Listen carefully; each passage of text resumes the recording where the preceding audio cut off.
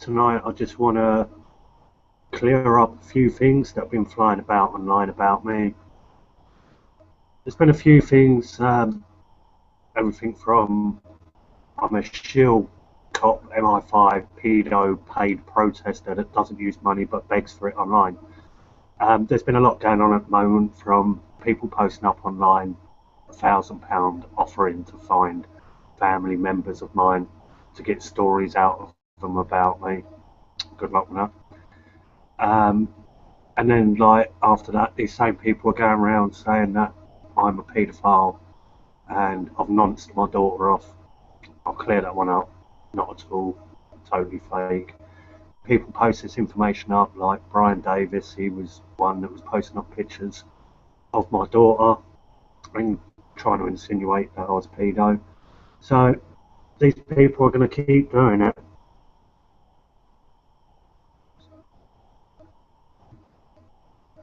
Right. Where's that coming from? It's coming through. Hang on a minute, guys.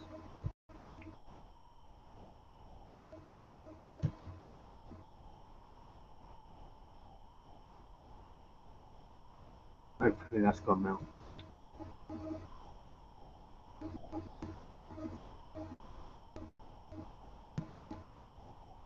Right. Yeah. Yeah. So basically, there's been all sorts of things going on online for people that are sort of like offering cash sums for information on me to make stories up. And recent one being, past couple of days, we've had an influx of information come from Jim Pooley, Redstone Mortgages, and K9 Services, and all them lot that were attacking Paula Jane Campbell when we went up to visit her and video and collect evidence of the stuff that was going on there. And what we saw going on was abuse of a woman by security guards and total abuse of authority by not letting people walk on a public footpath. So we got all that on film. Spoke to Paula afterwards, and Paula said like all this stuff about she paid up the mortgage fees and this was all harassment.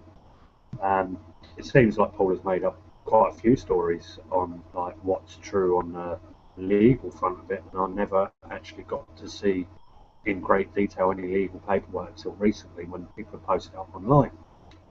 But when you've got these characters like Jim Pooley that come across and tend to be an animal activist, but then joke about children being raped and cut open, and that gives him a hard on. And he says, well, it's just a joke. Well, I don't even know who you are, guy. And then, like, you come on to my profiles and my pages, one that I've only just set up in the past couple of months called the Illuminati. And Illuminati got hit by him the other day. So it's you coming at me, and then when I post up information such as all your Nazi comments, and I'll put up a meme of it and post it around, I lose my accounts. It's classed as abuse, but you can still have your account and still throw this abuse around. So it's very strange behaviours from like a group of adults that are working for companies like mortgage companies and security companies. I don't know what Jim Pooley does. I don't know if he's unemployed or if he works, but this guy basically sits there for a huge amount of time online attacking people. It's like, are some of these people literally paid to do it? But when it gets to a certain point, like there's things that I won't tolerate. You can like attack me and my character all you like. It doesn't bother me. It's water off the duck's back. But when you start attacking people around me and try and use me against that, like and pull me in and drag me in, much like what that had been Brian Davis done. How he actually got into my life was I posted up on Facebook around the time that I was exposing Occupy. I posted up that I needed to borrow a laptop for a couple of days. So this guy, got in contact with me and said that he would buy me a laptop. So I was like, well, I don't need that. I only need to borrow one. But he goes, no, no, no, I want to. I want to really help you because you're doing a good thing and all this sort of chat, which makes me wary of ever taking gifts off of people because like people like this. Anyway, so he's bought this gift to me. So I felt indebted to him. I went and visited him. I took him off to a festival and like just acted like a complete prick the whole time, attacking absolutely anyone around me. And then it's like, yeah, I'm Dom's mate, I'm Dom's mate, I'm Dom's mate. And it's like, nah, I only met you online, and then all you done was abuse people around me and try to tie yourself to me, like people like Psycho Driller, Gary. He's not even. I've met him once, and like when I was around your house, you sat there and said, um, "What I said to you, I said I don't want anyone to know where I am. You know, like there's these privacy things. Absolutely anyone." So he starts posting it online. I'm around his house and phoning up Gary like on the Skype call and saying, "Look who I've got here." Like, I could see this pattern emerging where he was trying to tie himself to me with all these fake big smiles and like, yeah, you're great, help yourself to the weed, and like, you're superb, and yeah, big up Dom, and then attack everyone around me. There's been quite a few characters like this online lately that come across with these big smiles and they seem all lovely and the rest of it, but they're very snide in the way they go about attacking people.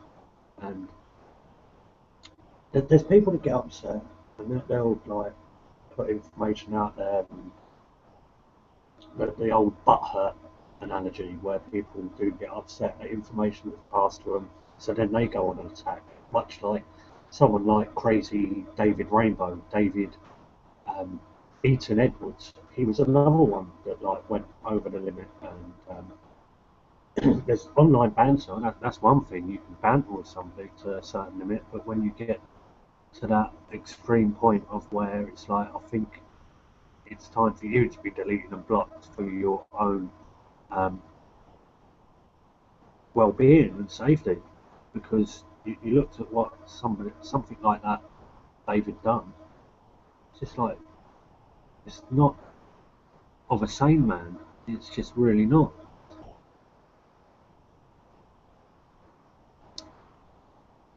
I noticed that there's two people in the group, but like I don't know if they're gonna join the call at all. But if anybody does want to join the call, there is a link in the description bar of how to join directly into the Hangout. But I just wanted to like voice my views on some of these attacks that have been going on online, and it's only because like I've been going out there for quite a few years now, trying to get some positive change in the world, not for myself, for the rest of humanity is fucked. And I'm not doing it as like, yeah, superhero, blah blah blah type thing. I see the corruption in the world and I recognise the corruption, and I've tried to do something about it. I've gone out there, looked at all these legal processes that absolutely anyone spouts about online if they're saying, yeah, well, I know this and I know that about law. And they're the ones you want to walk furthest away from, because each case is held upon its own merits. So every case is different. You know, you could have mortgage case is not like a criminal case, and every case is different anyway, like down to each little part of it and what's said in what parts. And that's why they want you to do the procedures as clean cut and clinical as possible. Your name is blah blah blah, and that's why I've always been really hard work for this system that doesn't enslave people by not claiming to be the name, and trying to put it across as a question every time that they've gone to arrest me and things like that. When they say, "What is your name?" and I say, "Do you have any proof that I should have such a thing as a name?" Now, their procedures and all the rest, it will get to a point of where they'll say, like, "We think you need to be checked out under the Mental Health Act." You're saying that you haven't got a name. I'm not saying that I haven't got a name. I'm saying, do you have any proof that I've got such a thing? And then the date of birth, it's only hearsay. So police try and make out that you're mentally unstable, and they will call doctors in, and this is just procedure. If it's a drug offence, they're going to give you a strip search. It's procedure. It's what they can do. When you're looking at all this like misinformation online about how the legal system works, go and look at like police procedures and then court procedures. Stop looking at like these legal gurus that like do have donate buttons. Most of them. There's still legal gurus that don't have donate buttons and speak more shit than the rest of them. But the thing is, there are people out there that are making money out of the truth movement, the alternative media, anything that's like on the alternative slant of the mainstream is becoming a very corporate enterprise that people can capitalise on. And there are a lot of people doing it, whether it be like the legal stuff or UFOs or chemtrails. Look at what people are running about, pointing up in the sky at things that science would say are persistent contrails, and then they'll scream chemtrails and tell people that you can buy this orgonite, which is a little crystal with a load of metal filings all shoved together in a bit of resin in a pyramid shape, and they say that will bust the clouds and get rid of all the negative energy. The only way I see that is 21st century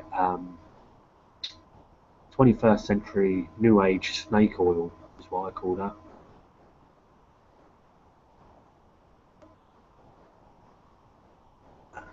Just somebody saying, I don't know if these two people are going to be talking at all in the chat or just sitting there listening and the rest of it.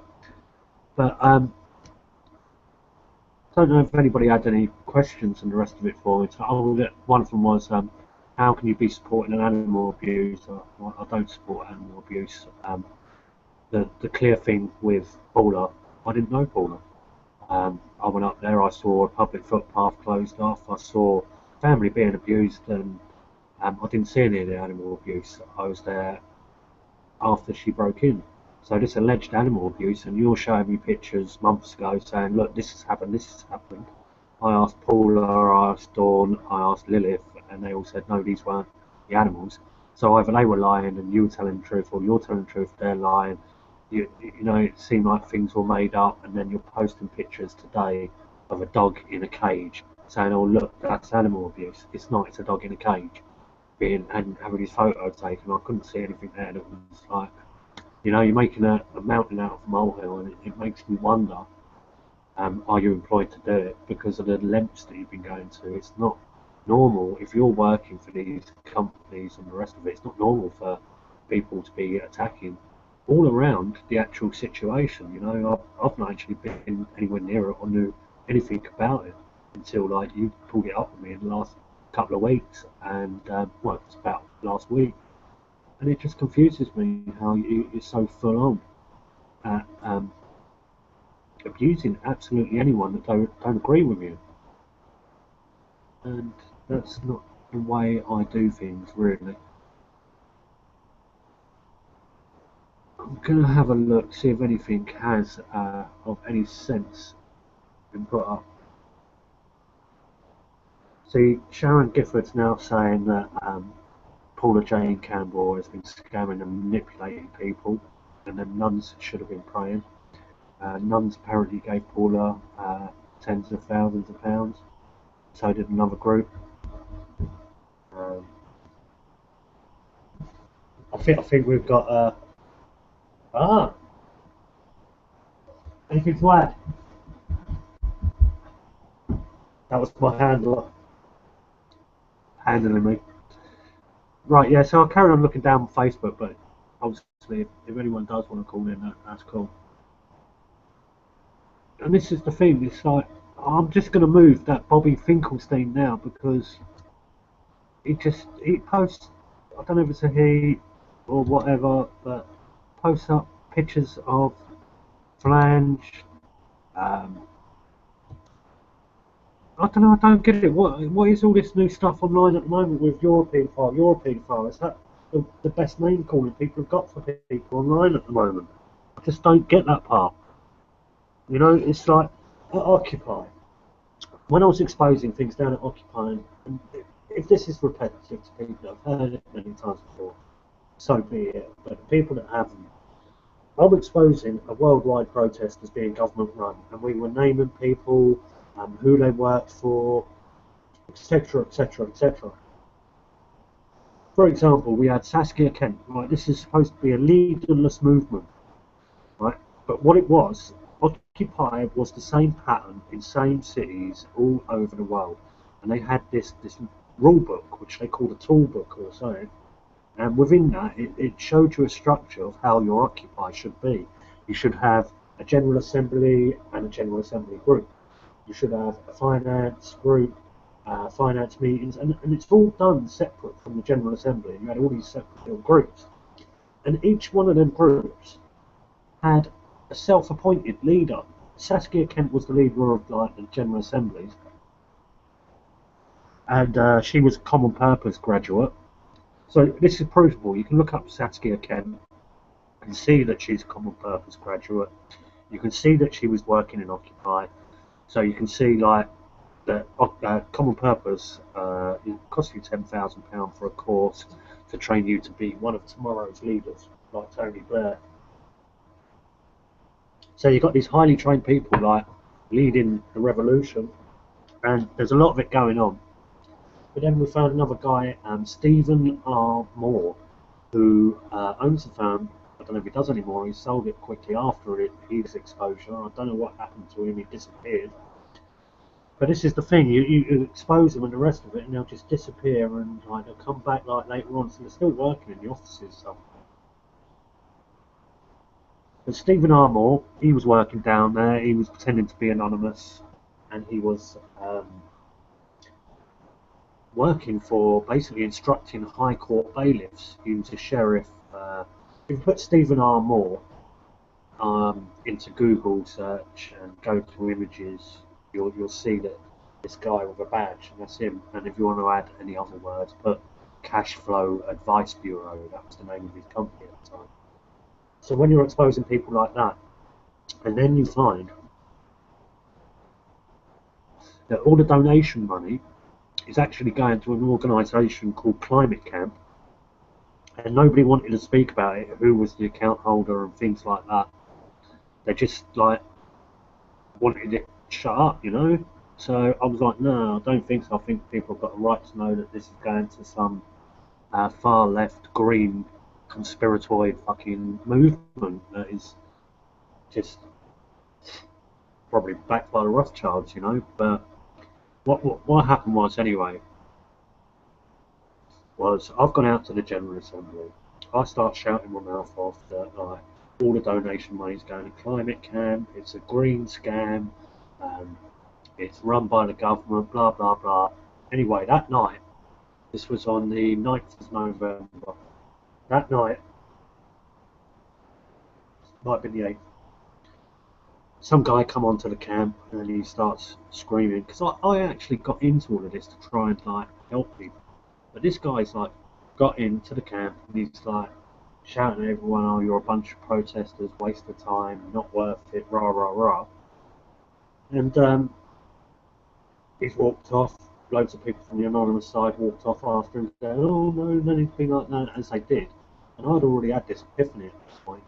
Like, these people come into the camp, they shout and scream, they get a crowd of people around them, and then they calm down and start talking to them. And I was looking at this situation, this pattern going on, and I actually said at the time, it feels like living with 10 Darren Browns on site. So I just left them all to it and carried on smoking a spliff, and shouted out, God loves you, actually, and that was it. And basically,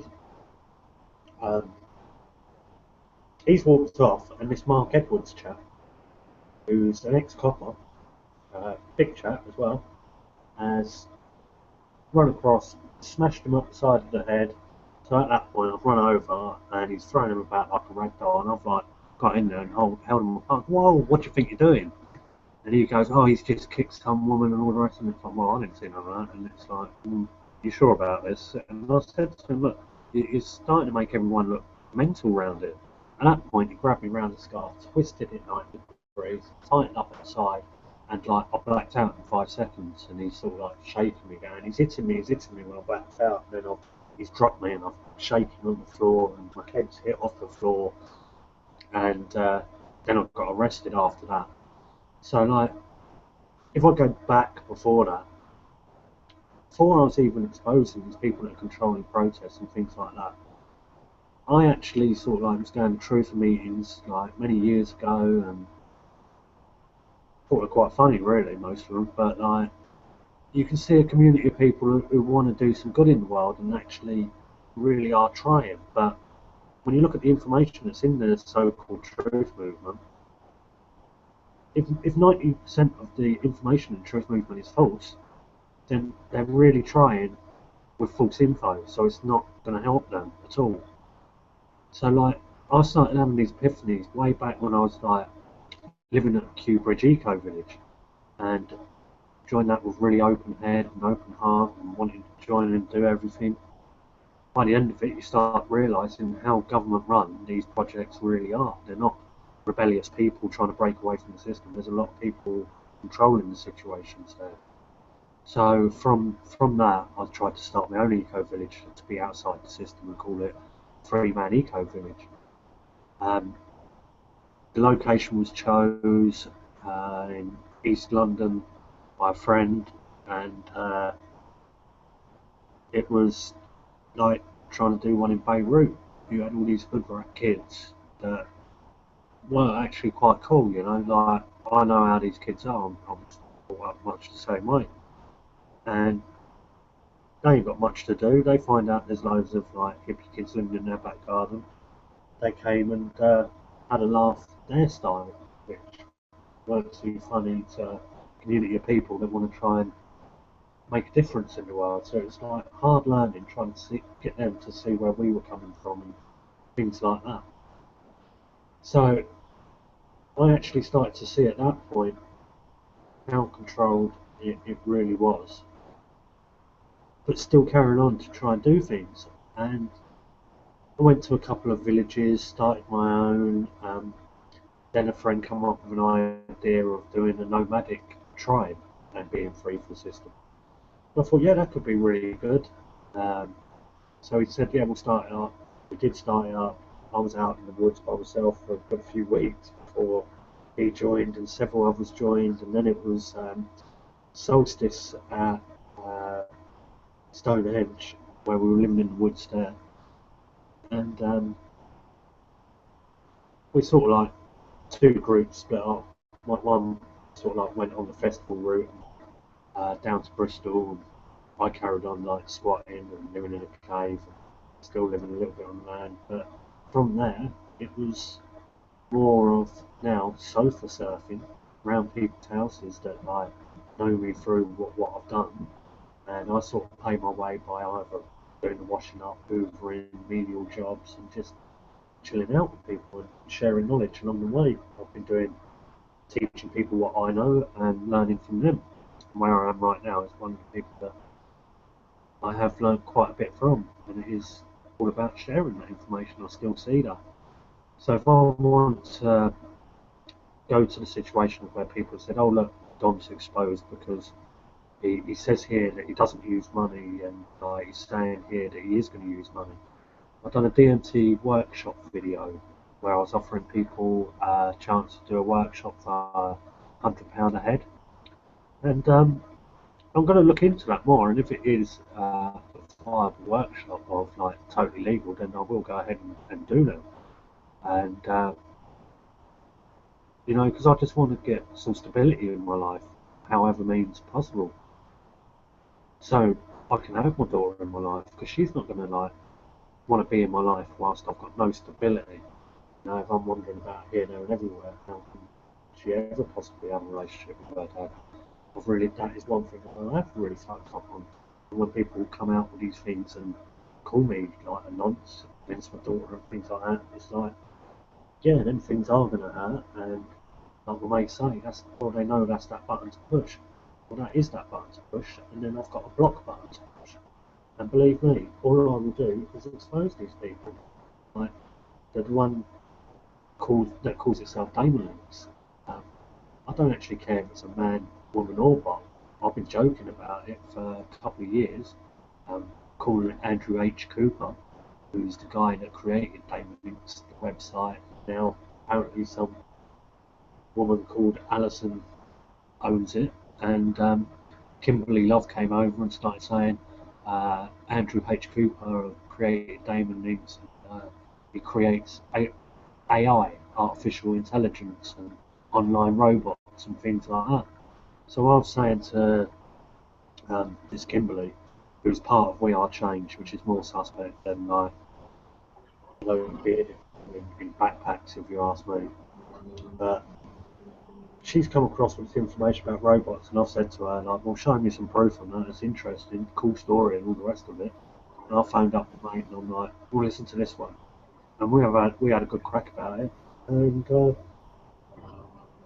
thing is, it's a lot of misinterpretation. You know, you can have a laugh online and everything like that. It doesn't actually mean that you believe it. You know, like if I'm having a laugh about robots, it doesn't actually mean that I believe it's a fucking robot. You know, because like even my close mates think that I've gone mental if I thought that a profile was a robot. But like, you know, you have these conversations in and out daily with people. But when people go constantly on the attack, 99% of the time, the screaming.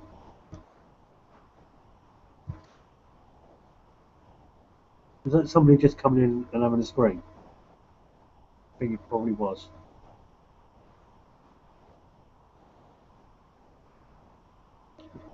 I don't know if there's anything I've missed out, so I'm going to have a look over at the YouTube thing and see if there's any comments there. See if that's possible.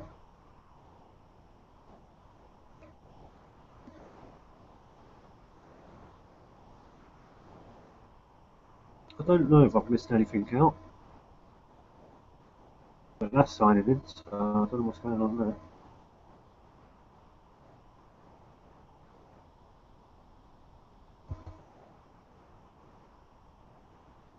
Any comments?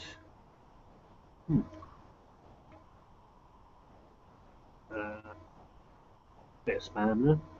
Chemtrails are false, lol. Right, I'm going to run through that as well on the chemtrails thing, like, because that's a thing that really does upset a lot of people is what I've said about chemtrails and persistent contrails, and a lot of people think that if you're anti-government, then any conspiracy that comes up there that is along that agenda of being anti-government, then you should jump on that bandwagon and support it because the government are evil. Nah, if you're going to jump on a bandwagon and your information is false, then your truth is not strong and it makes you weak. Right, there's a comment there from Sheen Thumbs. I really don't think Dom is a shill, fraud, whatever they're called these days. But what annoys me about him, annoys too strong a word, is that on information he receives from policemen that fracking isn't going ahead in this country, which is generally true, by the way. He unintentionally diverts people's attention to the fact that test drilling, which is going ahead right now, means that fracking is one step closer to being implemented on our shores. Right, this is a long one, so I'll take that first bit. Right, whether fracking is going on or not, the anti-fracking campaign is backed by the far left and the Green Party. It's climate camp again, but now they call themselves Reclaim the Power, and the Green Party are behind it, and they're all like, look at this evil over here, whilst they're actually making like huge money out of like turbines going in that are owned by huge energy companies like EDF that basically these huge turbines get all the energy and they sell it off back to the grid. And you know, like I've actually got quite a few turbines around me at the moment, and they tell the local people that it will benefit the community within the first year of £60,000. And they're not lying there, because the community is the 10 people that have voted it in. So they'll take a little bung each, and that is how the community have made money on it. So they've carried on anyway. I am well aware that fracking could potentially be used to divert people's consciences from, for example, a nuclear power station in Hinkley, Somerset, which will be heavily subsidised by the UK government, only to see profits go to the French power company EDF. So you don't like EDF? You best look at these wind turbines, because the carbon footprint on 1,000 tonne of concrete and rebar steel and a magnet and these things that don't last like more than 25 years on average, they reckon. It's a green scam. You know, it's like they're telling people like this is how like you can have sustainable energy and it's better for the planet. Da, da, da, da, da. It's a con. It's a lie. You know, if you had a turbine in your house or at the end of your road, supplying your road, great. That would be excellent. But these are going back to the grid and it's doing the people no favours at all. It's a scam. The governments, whether it will be painted green, red, or blue, don't care about it. Left wing, right wing, it will be the same bird that shits on you at the end of the day. So, like, if you're against EDF, like, and Hinkley, please also look into wind turbines, which wind turbines will sound good because all anti-government have got to be green into the planet and love the world and everything. It's a con, though.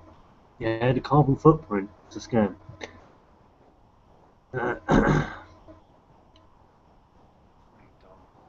Right.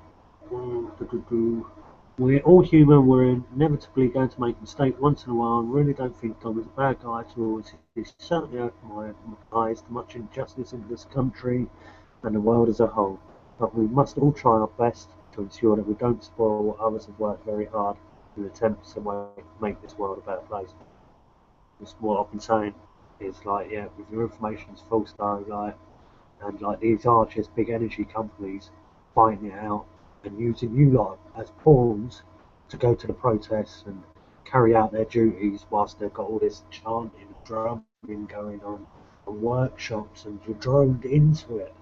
I've seen it time and time again. You know, like it's what they do at these protests. They're very well skilled at it. And in fact, I have actually found, my friend passed it to me the other day, the talk that the Tavistock Institute done about how they manipulate and socially engineer protests from doing it online, and they were talking about the Occupy movement in London and also Tel Aviv and Egypt and all these other places where they've got a hand in it. Now, pardon the pun, having a hand in it, because Otpor and Canvas are another two big names that control the protest scene in such a big way that was it Slobodan Milosevic that they killed? They like literally they've got this much power, these protest groups, that they're trying to overthrow governments. And you think, well, hang on a minute, isn't that a good thing? Well, if these um, protest movements are governed, well, certain branches backed by certain political agendas, and they want to overthrow the government, they want to bring in their new. And this is what they're doing. It's what they've done in other countries. And people go, yeah, but we could overthrow the banks like they've done in Iceland. It's another scam. Go and have a look. Put in um, Iceland military into Wikipedia. I bet you they've started to get military now, but at the time they overthrew it, I looked at the military on Wikipedia for Iceland, and they had no standing army. They had their army consisted of was it 3 or 4 coast guards with light arms. So if you've got the whole nation walking in on the banks with a couple of people with pistols on the boats going, yeah, well, can you stop doing that? It's not going to happen, is it? They're going to overthrow the banks. But what's happened in the meantime? I don't know. I've not kept up with Iceland, so I can't actually comment. But when you see them overthrowing governments, and you think, yeah, it's a good thing because it's the people overthrowing it. What if the people have been manipulated into that position to overthrow them? Oh, bloody hell, we've got a load of people joining the room. Uh, anybody's mic's working? Yeah. Can you hear me? Philip Judge left the chat because Can he you hear me? heard a voice. Bill writes, I don't know if you want to say anything. Or Jeb? Yeah. Can you hear me? I don't even know if I can hear anyone actually. No, you can't. Ah, I didn't even have my volume up. If other people been talking, I've been blatantly talking over them. Can you hear me? I can. Okay, it's John from Scuggers. How you doing, man? Not too bad. Hey. I don't Finally know how got much of it you heard tonight. I've just been off the last 5 minutes or so. 3 minutes to be truthful.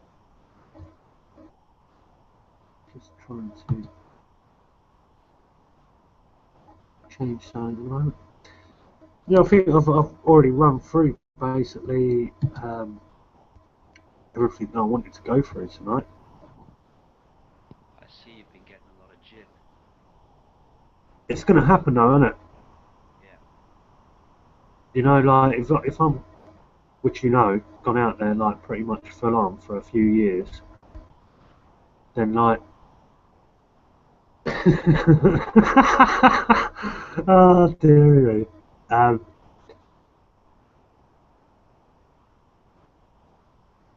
Sorry, I don't know if you can see my screen, but like where I'm around somebody's house, he's just having a laugh with me. Somebody put something up on the door. Yeah, I he, didn't get it. I he didn't was see it. he, he Empty. was putting up his name. Um, Cool. So, somebody saying I'm not sharing Hangout links and invites as widely as I should be. What's the situation with you about? I've covered that one. Bad as Brian Davis. Um, yeah, I don't know what Rex Orwell means by Dom. You're not sharing Hangout links and invites as widely as you should be. You know, I've been out today. where are you reading Origin. that? Where are you reading that from? I think it's from YouTube. I can see like in my little toolbox, I can read the comments. But I think if you went to YouTube and refresh the page, but remember to press pause when it starts to play, otherwise you'll get an echo like come up on the screen where there's a time delay on it. Okay. And like I'm just waiting for the screen to come up now. It probably will be on YouTube. I'll press pause.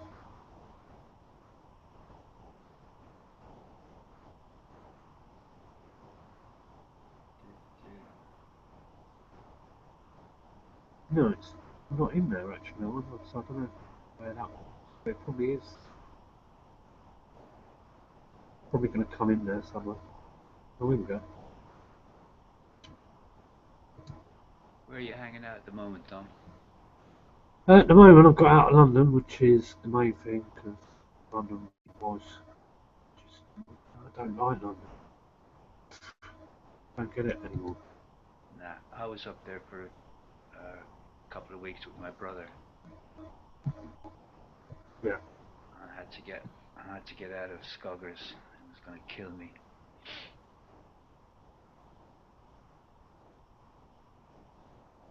Just having a little look about online, see if there's anything going on because it's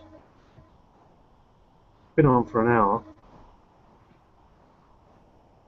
Yeah. I just been watching X Factor with my son and his missus. I found out I missed Doctor Who tonight. I think that was on, wasn't it? So I'm gonna have to watch that. But I'll tell you what I did watch the other day, which I found most interesting. Darren Brown's new one, Darren Brown, Infamous, where he done a lot of skeptical stuff and what people believe in, which I find fascinating how the mind works on people's beliefs and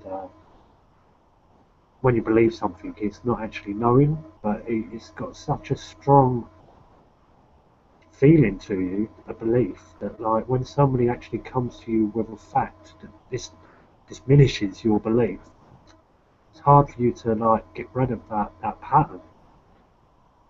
Yep. Who have I been? I've been looking at something really interesting actually recently called non-duality. Go on, I think you said something about that before, didn't you? Did I? Yeah, I think you did. Go on, say it Okay, again. okay. Well, I'm sort of. It's a bit of a difficult one to be truthful to get your head around, but it kind of makes a lot of sense. But it sort of means um, it's very DMT-ish, you know. It's very we're not here, you know. We're a fucking illusion. You, me. It makes a lot of sense. But I've sort of gone back to this guy Eckhart Tolle. You know him? Yeah, yeah. Eckhart Power Tolle. of now. Yeah. The other stuff is a guy called Tony Parsons, and Right. I'm sure I'm sure he's spot on to a degree, but it didn't kind of help with my depression. Um, but I'm gonna find you a bit. Sorry. When was the last time that you done DMT? With my brother about 2 months ago. We went down to the into the wood at the bottom. Yeah. We went down and we sat down by. Oh, it was fucking stunning. We went down and sat down by the stream. So there was You, running water, slow running water, and all the have you trees. Go on. have you heard the sort of like reports and everything on the studies they're doing on things like dimethyltryptamine, psilocybin, and ketamine for Yeah, depression? I've sort of but you see, what I've sort of concluded is existence is so much cleverer than we think it is. Yeah. Um, and there's loads of missed messages, and and then we also have to deal with this fucking parasite known as our ego. That's what these guys are kind of on about. Let me find See, what's. I used to have a problem with accepting myself, the ego, or whatever you want to call it. And somebody said to me, uh, why don't you, instead of seeing the ego as a bad thing, treat the ego as your friend? I hear what you're saying. In actual fact, I was listening to Ercot this afternoon, and what he says about the ego is quite an interesting one.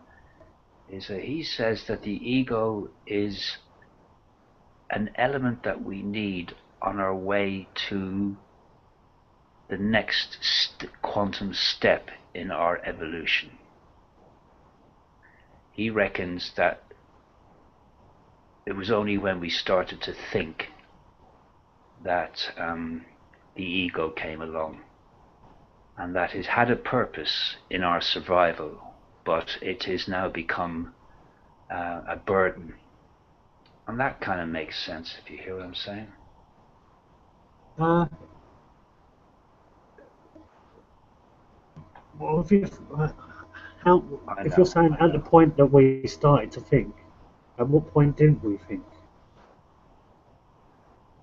Or is it meaning in the literal sense of like much like what Eckhart Tolle would say is Yeah, when much. you're Yeah, in that moment of the now that you're not actually in the power of thinking, you're in the power of that moment of now, which can either be a moment that you're even just looking at a blade of grass and you just zone out, and you're in that moment of not actually here, not there, not anywhere, just distant but here. And that's yeah, that's where your ego lets, because you're sort of like separated from any kind of emotion at that point of illness. well, I mean, the ego is something that I don't see the point of it myself. I mean, there's 7 billion egos on the fucking planet. I mean, and you know, if you this stuff that I was talking about, I told you that it's called non-duality. I just flicked a little link to something you might want to watch later by Tony Parsons. That YouTube link I just fired at you on Okay, the chat group in this window.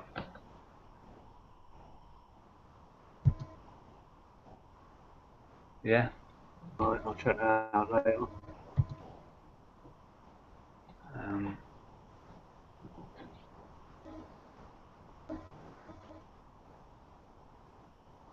I got a question, Dom. What's the situation with you and Badder? We Badder went Bing? through all that. We went through all that earlier. Basically, He's a guy that basically bought his way into my life by.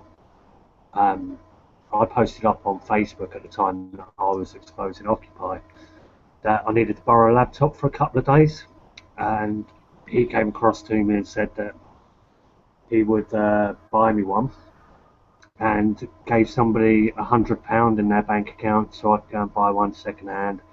So I bought this little notebook, the only thing that I could afford in there, so I could just get online. So I've got online, and then like I've gone around his house, felt indebted to him.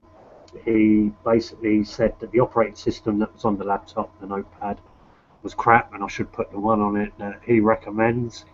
So I did, and he took all the information off of my hard drive and put it all onto his hard drive and started trying to use all them footage against me, which is quite surprising because he's got a lot of footage there exposing people and he's never put that up, but he puts footage up of, I don't know, it's like numbnut stuff.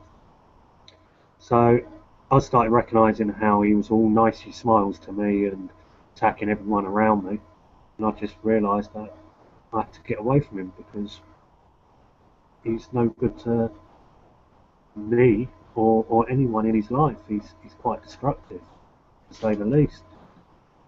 He's a little bit mental, I think. He's one track minded.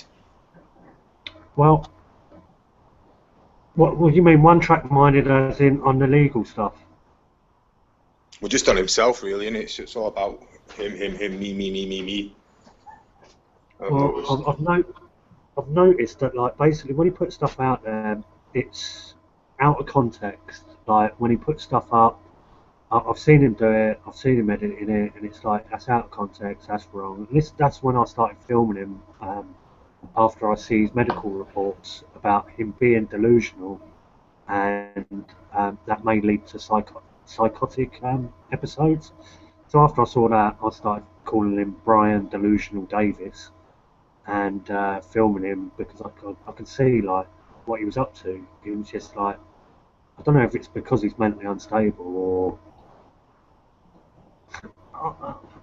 are there people that are really paid to go out there and troll online? And if that is the case, can somebody actually show me proof of where people get paid? Because I am going to start using money again, and I wouldn't mind getting paid. And if I can get paid for doing what I do, then crack on. You know, like it's not going to change. I'm still going to be myself, but everyone accuses me of being a troll anyway. I think that shill thing's a bit of a joke. People believe it so much, like that your group. A lot of people are on there, and they sit there arguing about who's a shill, and your group's like a comedy group. It is. It's comedy gold, isn't it? I have actually created a monster there, but it's in a way it does more than any other sort of truther group online. What it's doing is it's exposing the people that have got real fucking issues. They're coming out like shining, like whether it would be David Crazy Rainbow, who just came in on a full-scale attack, and I think his main issues with me was about chemtrails and how I was just saying to him, have you ever Googled persistent contrails? And he just went on a loopy-loo one, and we started finding out information on him that he was, we've all got history, and that's the thing, but like, it seems to me that like I've already like told everybody that like I'm an ex-thug that used to be a complete cunt and I've done a lot of wrong things in my life, and now people can't expose me because I've been honest about what I've been in my lifetime, and I used to be a complete fucking arse, owe money left, right and centre, and then like trying to do something good in the world. Like the past 7-8 years I've been quite well known in the alternative scene.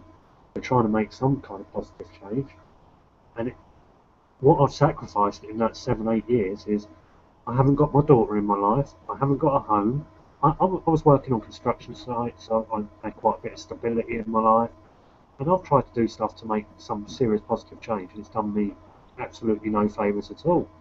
And now when I'm actually telling people this is how it is and this is the truth, and the truth movement, it's a corporate movement. They want to make money off mentally ill. Yeah, I think it attracts the mentally ill, doesn't it? It does indeed. But then, like when you get some recognition for trying to do these sort of things out there, it's like, hang on a minute, I don't think you're actually reading into what I'm saying. And when people I've said, right, all right, when people have said, oh yeah, well you've said this free man stuff and go out and do it for years. No, I haven't. Not once. You know, I think I've always warned people that if you go out there and try this stuff, they're going to take everything off of you. The only Yeah, a lot of reason, people have got, they stick to what you might have said 5 years ago. You changed, you know what I mean? Even if you did say something 5 years ago or 2 years ago, yeah, you're always changing, evolving. So what you change said is yesterday inevitable. doesn't really reflect what you mean today. Exactly, because like change is the only thing that's inevitable. And like, all right, 4.5 years of not using money, and then other people say, oh well, you've been punching up other people. I don't think anybody would be putting up with somebody like if I was a punch, you know. I work hard to pay my way, even though I chose not to use money. You know, in a way, it's done me absolutely no financial favours at all. You know, if I now want to go back in the system, how can I go back in the system from not having a penny, not using the name in 5, 6 years, not signing a document in many, many years?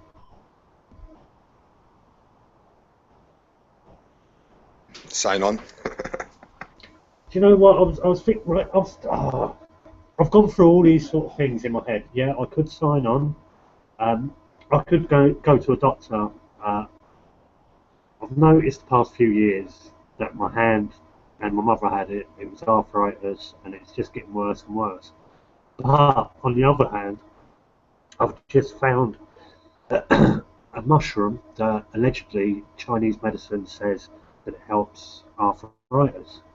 And I've been brewing it up in cups of tea the past couple of days, and my hand's not felt this good in about 5 years. So I don't know, either go to the doctors and do that, or fucking cure myself. I've got them sort of things on my mind. But I would rather do something, earn some money, look for a job. I don't care what the job is, really. If anybody has got cash in hand work that I'll do it. And earn some money up, and get a deposit down on a flat. And the skills I've got, you know, I could go out foraging things like chaga mushroom, which some people sell for £200 a kilo. I can show you chaga mushroom quickly. You know what to do that, won't you? There is chaga. Oh no, you can't really see it on the fireplace there. But there's I'll bring some over.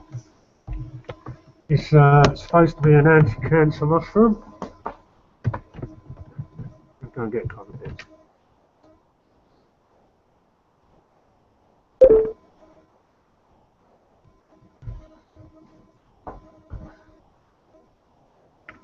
Just trying it out in a moment.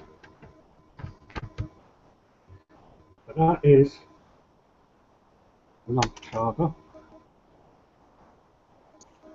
Some size in it. Yeah, that's probably about. I think that's about kilo and a half, maybe. Is it worth anything? Well, it goes for about £200 a kilo. Some people sell it for on online. Okay, no. What are we talking So about? I lost you for a minute there. This chaga mushroom, I don't think you'll get it as far south as what you are. Okay. But basically, what it is supposed to be an anti-cancer mushroom. And how you get out all the properties out of it is by doing a dual extraction with water and alcohol or some kind of solvent. And that's how you'll get it all out. But like what we've been doing is just brewing it down in cups of tea and drinking it. And that's really like quite nice. And even other ones like these mushrooms, you'll look them up in some books and they'll say that they're not edible, but It's not edible, you know. If you eat that, it's just going to taste like a powdery, dry lump in your mouth. Yeah, I've seen that. You can eat them. It's not that they're not edible. They're not Yeah, poisonous. They're just that they might be like rock hard or like chewing rubber. But you right. could eat them. You could boil them up. What's that? The mushrooms. So basically, like the chaga one was one of the most brilliant finds that my friend was looking into. Is it Otzi or Otzi or whatever his name is? The Iceman that was walking the Earth many moons ago, and when they found his frozen body, they found him with a couple of mushrooms and a couple of articles and the rest of it. And where he's been learning more about bushcraft and skills outside, and where he's like, once again, he's another one that's like looking at the system. He can recognise the corruption and he wants to do something about it. But what can you do about it once you're in the system? You know, like what can you really, really do if you want to make some change? Yeah. Like people can't go to the sort of lengths that I've gone to and like literally give up absolutely everything. Is, you know, it's pointless. I might have made a point and made a name for myself online, but that was another reason for why I was doing it. You've got these types like David Icke out there that charge £40 a ticket for their talks, and they talk about shape-shifting reptilians and hollow moon theories. That's all great, but like not provable. Either way, whether it's true or not, and sells all these tickets and books. And I personally think he's a businessman. He's a charlatan. Look at the TV show that he done. He got 300 grand in the first like week or something, wasn't it? So how much did he get over time for that? And what did he actually do? A couple of months of an online TV thing. He's minted from that.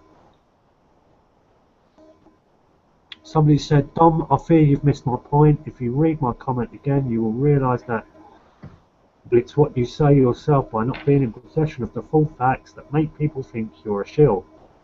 You seem to have assumed from my comment that I am some sort of protester against EDF and the like. No, I didn't say that. I think you're anti-fracking, right, is what my guess is. This assumption is false. There you go. You also seem to be on the defensive when people like myself are helping you point out why people think you're a shill. No, I know why people think I'm a shill, because I break their belief patterns. I am well aware that wind farms are a cash cow for rich owners. EDF. EDF is the one that's actually going behind Paula Jane Campbell's, actually. Oh, no, that's the planning permission. If you look at the video I made called The Wind Farm Wars, you'll see what I put in that. And we looked it up. It's all evidence. Learn from people's criticism rather than constantly protecting your ego. Peace, brother. I think this guy called Gloss Whiting in the room has mentioned, yeah, why people can see that they call me a shill. I never heard of the word shill before, like the Truth Movement, but you learn a lot. Like somebody done a video against me, and I think it was commonly known as Wu Ming or commonly known as shill or something. And he went into all the details of what Wu Ming is, and Wu Ming, I picked it up quite a while back from somebody telling me about Wu Ming is Mandarin for no name, and that's quite simply the reason that I've done it, no name. And there's a whole movement off the back of it where other people had pseudonyms of Luther Blissett. So you got Luther Blissett and Wu Ming, which were these pseudonyms, and they just went out there doing practical jokes and things like that. But some guy has managed to do a load of twisty-turny things because my name is Dominic Lohan, or that's the name that was registered at my birth by the parents who want to be long-winded. But they've said, right, well, he's obviously connected to the Roman Jesuits because he's got an Irish name, da-da-da-da-da. And he's gone to some lengths by putting like Dominic the Donkey song over the top of it, you know? We've got a lot of time on our hands. We've all got a lot of time on our hands. Like today, I went out to have a little bit of a forage. It's mushroom season, to have a look about. And I was thinking all the fields that I walked through today were probably sprayed. And I'm not on about chem sprays. Well, it probably is a chem spray, but I'm walking through the fields. Pesticide. Huh? Pesticide. Yeah, well, I'm thinking now. I'm thinking like they've put some kind of fungicide down because I've gone quite a long walk and there was absolutely no mushrooms at all. And then I noticed these tracks in the field that were white and long, like persistent contrails. And basically, I took pictures of them and I posted them up on Facebook, like what in the field are they spraying? Like all joking aside, it's like you got all these people like looking up, but like, and they can't do nothing about it, whether they're chemtrails or not. But, you know, when people look up and they go, that's a chemtrail, that's a chemtrail, that's because of chemtrails, and that's chemtrails. It's like, I feel really sorry for them because they're I just won't such even. idiots. I won't even debate it, talk about it now. Like chemtrails, I spent about 2 weeks on it, and that's enough for me now. I'm done with it. Well, I thought it was funny when a good friend of mine actually put a video up saying this is done when he believed in chemtrails. I've Well, seen that. Bada Bing put that up. well, the thing is, I've not even changed my mind on it. It's like chemtrails are real in the form of things like geoengineering, and crop spraying is chemtrails when you think about it. And Yeah. if you want to have a look at a persistent contrail, if science has done recordings on it and they say it's jet fuel and condensation at a very high altitude, freezing and dispersing, then like that sounds a lot more feasible than like a lot of these theories that are out there for the chemtrails, you know. And it's The sad thing, Tom, is that that's the kind of people who are on this fucking shit. No people who can actually believe in chemtrails should really just. It's so disappointing to find that anyone can. I think it's the whole movement. Oh, it attracts people who are looking. They try to find something. Do you know? Try to find a deeper understanding of stuff. Anything. It could be anything. Who am I talking to there? Is that Bill? Boss. Floss. Do you see? I don't know if you see in the chat room. I mean, in the chat group, I put up 2 links there. I'm on my phone. I can't see the chat. Okay, Don's got them. yeah. And I've also thrown them on your Facebook. To be truthful, that's some of the most interesting stuff. That's because really, we're in a fucking dream at the moment. Yeah, this is just a.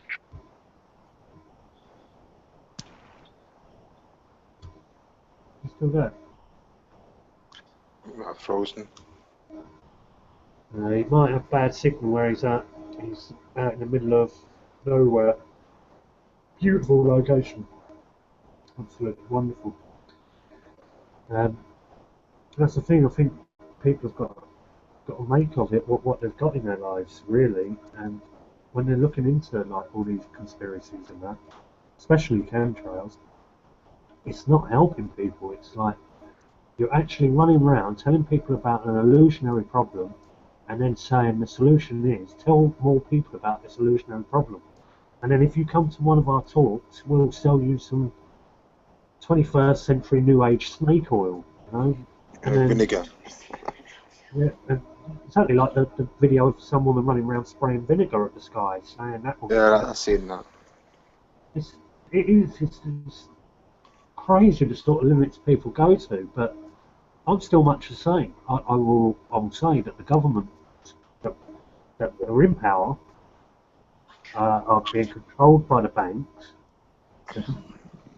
The banks are the ones that create the money and like they loan it out, and everyone constantly will owe them for eternity.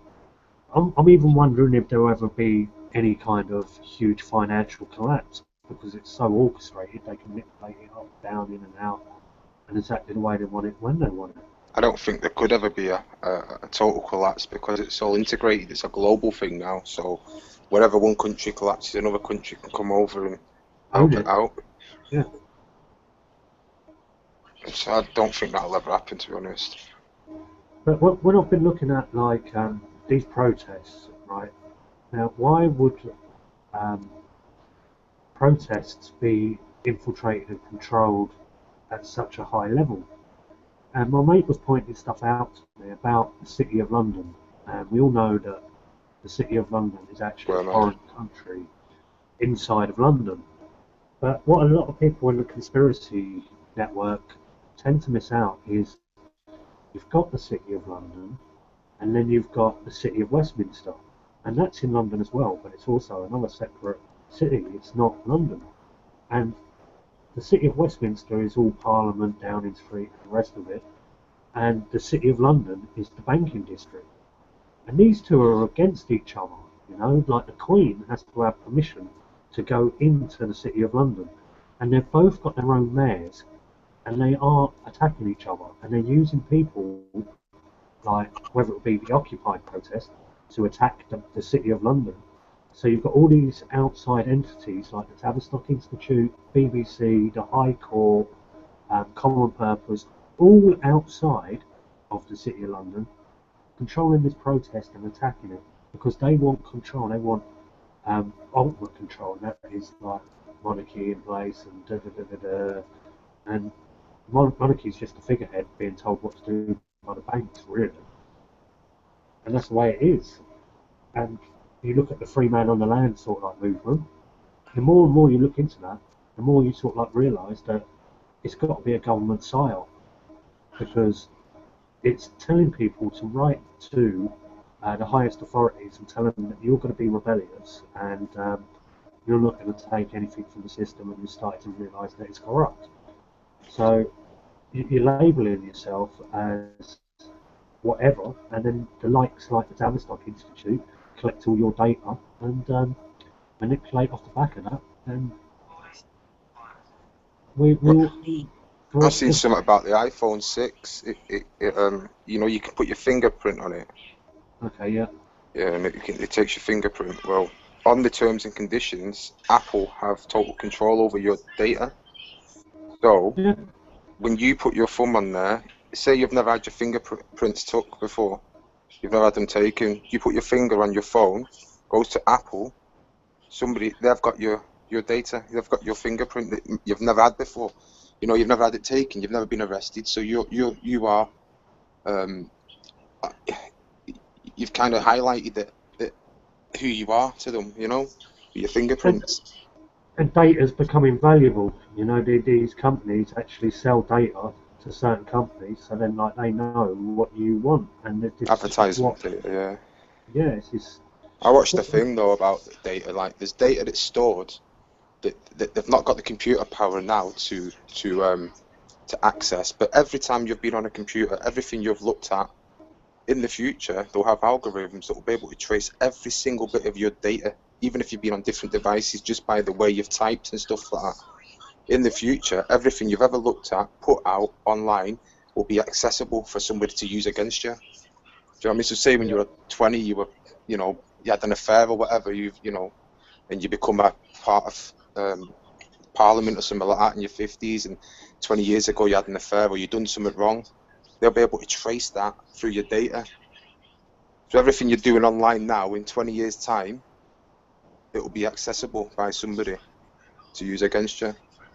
Yeah, it is. It's just like getting rid of paper, and like it's all gone digitalized, isn't it? And that's why things like Bitcoin, that's all done on algorithms and data and everything. Once they own all the binary, that binary is going to be worth like a mint, and that binary will be like storing your data.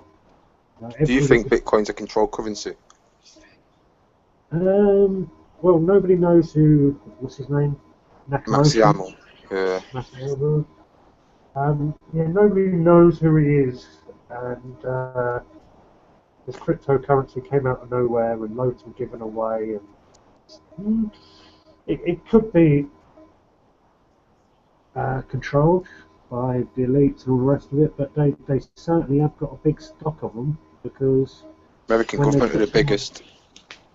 They've got the yeah, biggest the load. FBI took down Silk Road and took a few million with it. Yeah. So I don't know, like, at the end of the day, currency is currency, isn't it? And if you find a £5 note valuable, so be it.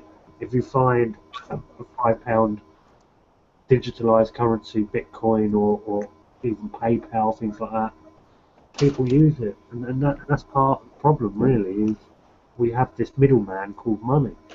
Why can't people get along in life and have an abundance? I don't get that. Because we've been so programmed to be greedy, manipulative, and materialistic.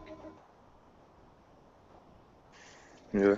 There's plenty there as well. There's enough for everybody. That's the thing. Sure is.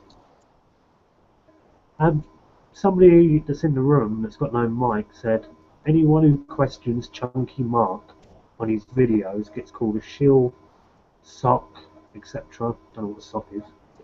But Chunky Mark, that's that artist taxi driver, isn't it? Yeah, he's an actor that has been doing these sort of like stunts to Downing Street for many years. Oh, the guy that done the Jay Goody video. He might have done a Jay Goody one. Yeah, I think he did. But yeah, so like he's an actor who's done many different sort of roles. But at the moment, he's playing the role of a protester, and loads of people support him. And one of the things he was protesting against was saving the NHS. It's like he apparently had cancer and all the rest of it. Try and say you're going to go to the NHS and get chemotherapy and try and save the NHS. I don't know. I think we could do a lot better than the NHS. You know, that if the health service is on more about profits than cure, then like we're seriously in trouble as a race. Well, I heard that 80% of the NHS is privatised anyway. It's outsourced to companies. Do you know Like what the linen companies? well, I don't know the companies, but I heard that 80% of it is outsourcing all things like your linen and everything. It's companies from outside the NHS. Yeah. Doing it. So it will be like whoever does the cheapest bulk deal or whatever. Yeah. The food, everything, it's all privatised. I don't mind hospital food when I've been in there. But yeah, that Chunky Mark, I don't know what to make of him. No, that's just is he the one in the cab? Yeah.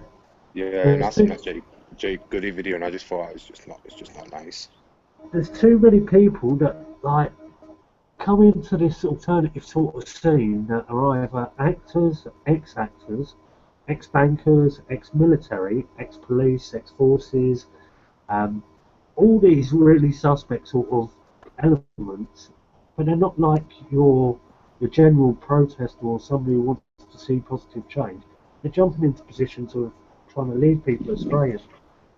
And I don't even think it matters if where they're coming from. I think a lot of people have jumped on it because it's getting a bit of momentum, so it's like catching a gravy train. They're just jumping on it because it has picked up in the past few years. Well, you had people, I don't know, because I don't even know you from like only the past couple of weeks, but I don't know if you know of a name called Ben Lowry. No. Now he looked at all this stuff, and he's definitely a money-orientated man in the mind. He looked at all this stuff like years ago, thought he could get himself out of speeding tickets and things like that. And he dug himself a big hole, and he realised he couldn't make any money out of this sort of like movement because it's full of bollocks, really. But then again, so is he, so I'm surprised he didn't make money out of it. Yeah. I don't know if there's anything else to add tonight. So I think I'm going to drop out because it's been about an hour and a half. Alright, buddy. I'm going to get off anyway and go to bed. Nice one for joining in, man. You're safe. Ta-ra. Alright. Thanks, everyone, and good night from me.